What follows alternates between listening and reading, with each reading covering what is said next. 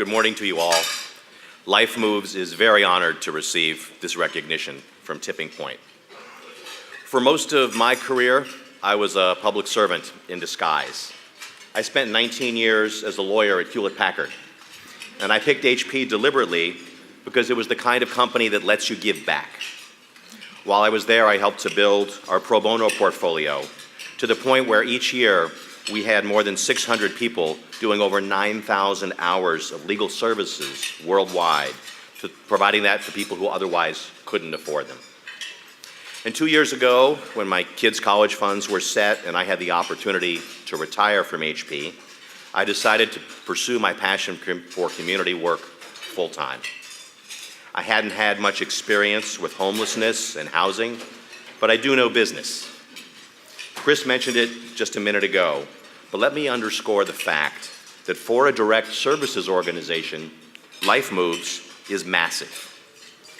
After a merger in 2012, the combined organization had a budget of over $18 million, including over 100 public sector contracts and thousands of donors and volunteers. But it wasn't all smooth sailing. By the time I arrived, LifeMoves had cycled through 4 CFOs in 4 years, and there was still cleaning up to do. All the conversations were about budgets, and the definition of a long-term project was 3 days. So I realized that we needed to get back to our core mission, to our programs, and how we measure performance. When I was at HP, the standards were very high, and every year the bar went up. When I started at LifeMoves, my message to the team was, I get it. You could be making more money in the private sector, and the work you do here is much harder. But the standards have to be even higher here, because the consequences are so important. If you screw up something at HP, somebody gets a bad inkjet cartridge. If you screw up something at one of our shelters, somebody's life could be at stake. The LifeMoves model is not just room and board. Frankly, any shelter can do that. It's all the additional counseling and the coaching and the structure that our clients need to become stable and self-sufficient that makes LifeMoves different.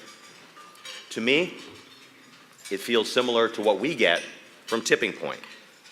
A lot of funders give us money, and we're very grateful for that. But Tipping Point gives you the money, plus the accountability, plus the metrics, and the rigor. We cleaned up our finances and shifted our monthly meetings from focusing on budgets to thinking critically about programs. What were the shelter utilization rates? How many people were we getting back to housing? And where were we falling down? I'd heard about Tipping Point's theory of change work, and I thought that would be the perfect thing to get us back to center. So I called my Tipping Point program officer, and I said, sign us up. And then there was a long pause on the other end of the phone. And she said politely, you're not ready for theory of change. Go back to your team and make a list of what your non-negotiables are, the things that will always be part of LifeMoves. Everything grows from there. So after multiple meetings with our senior leadership team, reviewing each of the pillars of our shelters, our outreach work, and our drop-in center, and running it by all the team leads, I called back and I said, we've got our list. We have 117 non-negotiables. It was everything from celebrating clients' birthdays to making sure every client had an individualized case plan. And she said, that's a start. You're still not quite ready, but we'll help you boil that down. And together we did.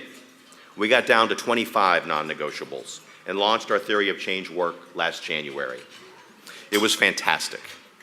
After a full-scale offsite, including members of our board, we surfaced some very different philosophies and theories within our own leadership team. Should client motivation be a prerequisite for entry into our programs? And how would we assess if someone really did have skin in the game?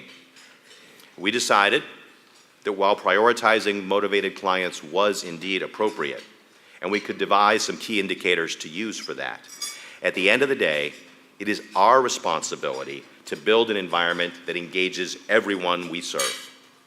And while meetings and theories may not sound like the antidote to the rampant homelessness we see across the Bay Area, this is foundational work.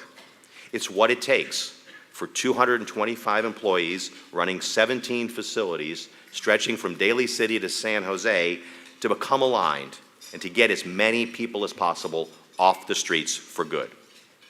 It's important to remember that homelessness is so much more than the person you see on the street with the cardboard sign. There's the invisible epidemic of family homelessness. Kids who show up at school each day and go home to a shelter or a car every night, and you'd never know it to see them. There are hardworking individuals struggling to keep themselves afloat who just need a little time and a little support to get back on their feet. This morning, I'm very proud to introduce you to one of them. Please welcome Marquise Murphy.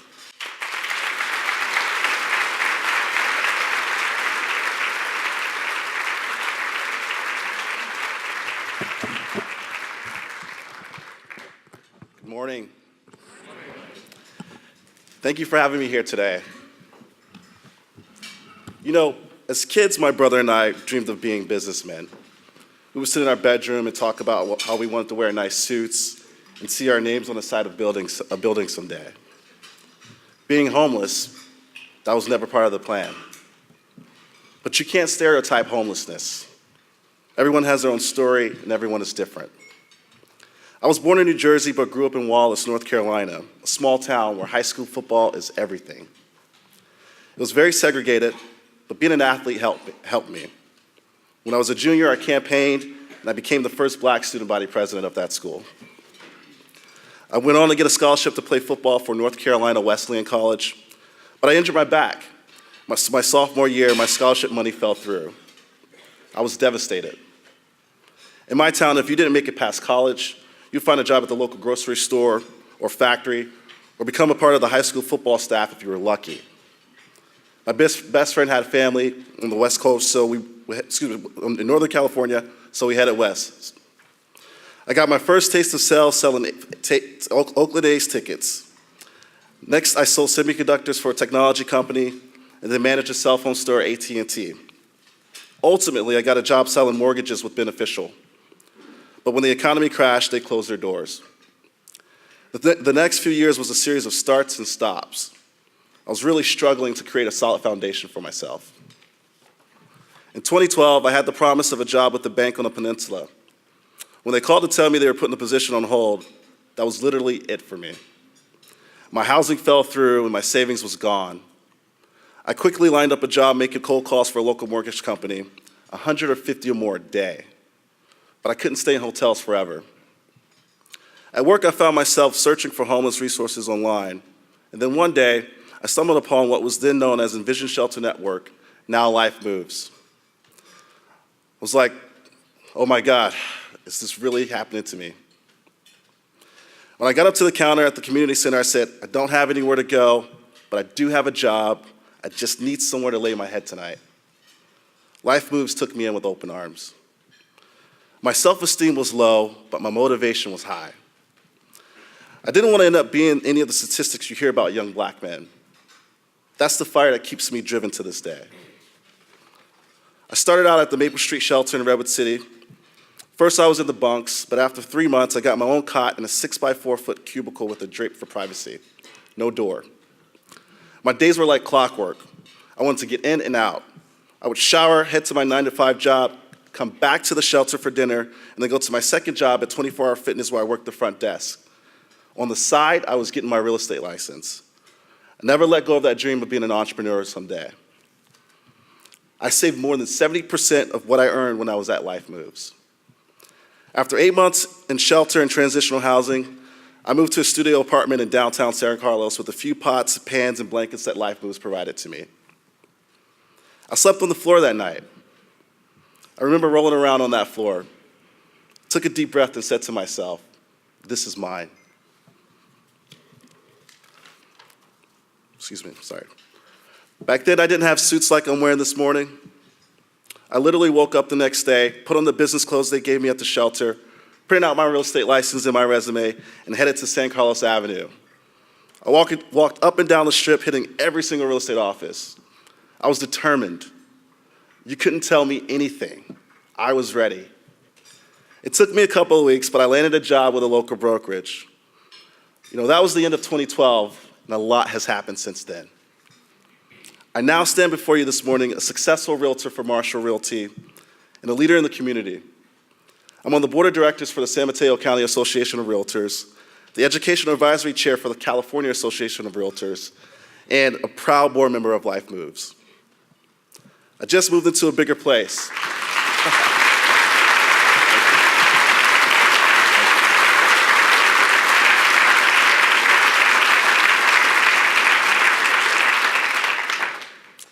I just moved into a bigger place.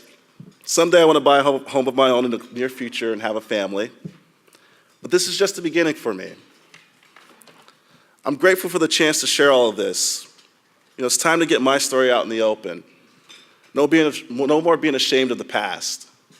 We've all fallen at some point in life, some harder than others. But the key is finding the strength to get back up and keep going. And sometimes that may require getting a little help. I really, really would love to thank all of you for investing in me and giving me that opportunity I needed to get back on my feet. God bless you all this morning. Thank you.